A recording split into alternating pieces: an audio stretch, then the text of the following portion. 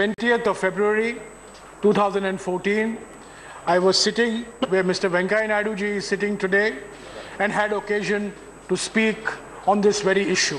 Today, from this side, I have to repeat much of what I had presented to the House on the 20th of February when the Rajya Sabha passed the Andhra Pradesh Reorganization Bill. So, the President gave his assent to the Andhra Pradesh Reorganization Bill, and the Andhra Pradesh Reorganization Act 2014 was gazetted on March 1st. Section 90 of the Andhra Pradesh Reorganization Act reads as follows. 1.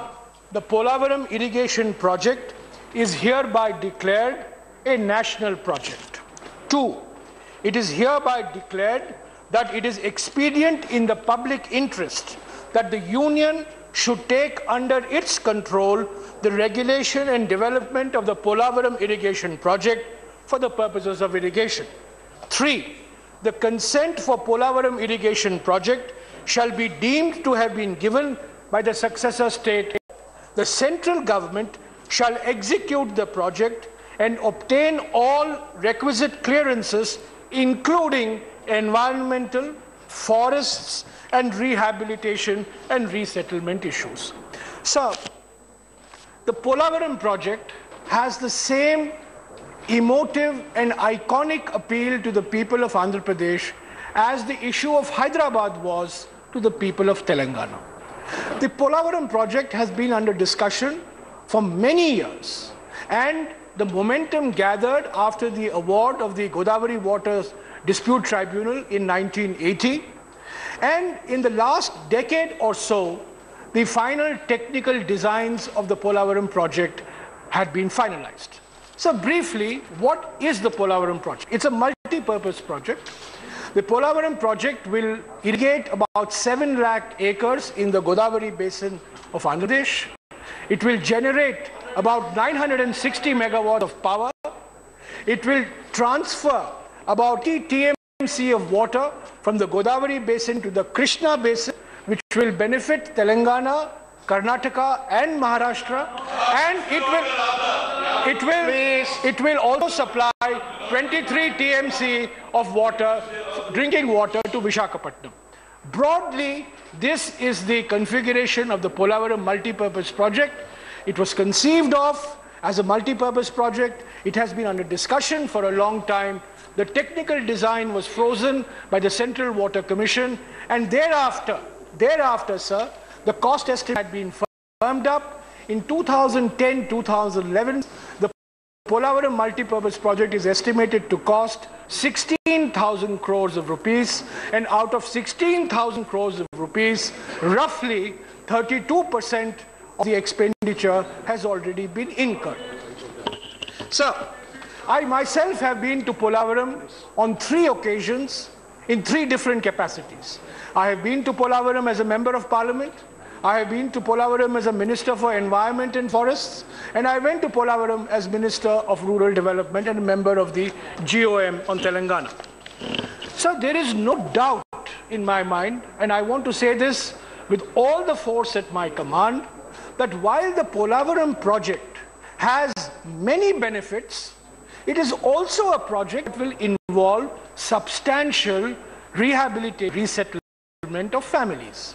It is estimated, sir, that roughly 45,000 families will have to be relocated because hundreds of villages, and I will come to that number presently, hundreds of villages in Khammam district, 35,000 families in Khammam district, about 7,000 families in West Godavari district, about 3,000 families in East Godavari district, making a total of about 45,000 families in the undivided state of Andhra Pradesh, in the districts of Khammam, East Godavari and West Godavari, will have to be relocated.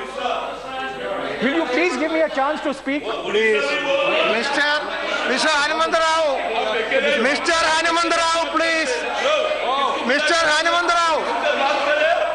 Hanumantarao, please. What are you doing? Sir. Your own member is speaking. Sir. No. Sir. See, nothing will go on record. Sir, I would appeal. Only what Mr. Jayaraj Ramesh says will go on record. Nothing else will go on record. I'm coming to Odisha. You sit down. Why are you worried? Sir, I'm coming. You sit down. Why are you worried? Sit down. I'm Sit down. requesting my friends to have patience. I explained this. Animandar Rao, don't do that. Your own member is speaking. I will explain it Show some once discipline. again. There are about 2,000 families in Malkangiri district No, of please. Odisha. Please. 2,000 families No. in Malkangiri Mr. district Ramesh, of Odisha.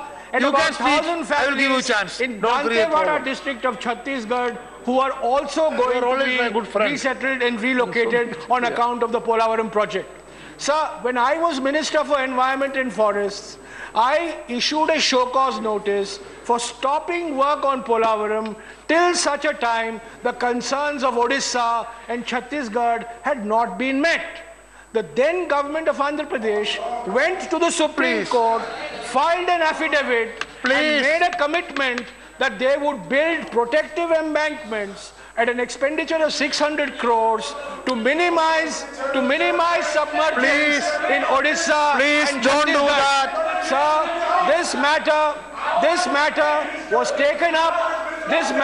taken up by. Sit down. Sir, letters were That is written not to the going Chief on record. Minister. I myself have written to the Chief Ministers of Odisha and Chhattisgarh No, please. asking them for public down. hearings to be completed Abaite. in Malkangiri Abaite, and abaite. Dantewada. Abaite. But neither the Abaite. Odisha government I will give you a nor the chance. Sit down. Chhattisgarh government has yet given permission for these public hearings. But I want to place on record here, sir, that the erstwhile government of undivided Andhra Pradesh has filed an affidavit in the Supreme Court committing to an expenditure of 600 crores to build protective embankments to avoid submergence in the states of Odisha and Chhattisgarh. The bulk of the resettlement has to be done in Khammam district, West Godavari district, and East Godavari district. And sir, it is a fundamental rule of administration that by and large resettlement takes place in contiguous areas. It takes place broadly in the areas where people are living. Now sir, clause 3, section 3 of the Andhra Pradesh Act draws the boundaries of the state of Telangana and makes an exception in the case of Khammam, where certain villages were to be transferred from Khammam district to East Godavari district to reinstate the position, as the Home Minister mentioned, which prevailed before 1959. Now this enabled, this clause was put in, this section was put in order to ensure that the submergence takes place in one state and the resettlement also takes place in one state. It cannot be that the people who are going to be relocated are living in one state and the people who are going to be benefited are in another state, and therefore, in order to assuage the concerns of the people of Andhra Pradesh that resettlement will be done, these villages in these 7 mandals of Khammam district, 134 villages to be precise, based on a GO issued in 2005, were to be transferred to the successor state of Andhra Pradesh. So, now, Mr. Reddy, sit down. sir, if the honorable members have a little patience, I will take them through the chronology of events. And I will be totally frank and transparent in all the chronology that has taken place so far. Sir, in the original bill that was sent by the UPA 2 government to the Andhra Pradesh Legislative Assembly, there was no provision of transfer of area from Khammam district to East Godavari district. The original bill had only the provision for the implementation of the Polavaram project. So on the 7th of February 2014, the Union Cabinet met based on all the representations that the GOM that was headed by the former Home Minister Sushil Kumar Shinde ji had received, and after discussing this matter with a cross-section of people from Telangana and Andhra Pradesh, the Union Cabinet in its meeting on February 7th decided that 7 mandals will be transferred from Khammam district to East Godavari district, except Bhadrachalam town and the holy Ram temple in Bhadrachalam town. Sir, this was objected to. This was objected to by Telangana on the grounds that connectivity would be impaired, that the access to Bhadrachalam would not be through Telangana but would be through the successor state of Andhra Pradesh. The Union Cabinet then met again on the 12th of February to take note of these concerns, and on the 12th of February, sir, the Union Cabinet overrode its decision of the 7th of February, and instead of transferring the 7 mandals, decided to transfer only the submerged villages. This was the cabinet decision of February 12th, that only submerged villages, partially submerged and fully submerged, would be transferred from Khammam to East Godavari district. Sir, then after February 12th, the bill came to the Lok Sabha on the 18th of February, and it came to the Rajya Sabha on the 20th of February. So when it came to the Rajya Sabha, the Prime Minister made a detailed statement. There were 6 points in that statement, and point number 4 of Dr. Manmohan Singh, former Prime Minister's statement, read as follows: I would like to reassure honorable members that if any further amendments are needed to facilitate smooth and full rehabilitation and resettlement for the Polavaram project, they will be given effect to at the earliest. Our government will execute the Polavaram project, let there be no doubt about it.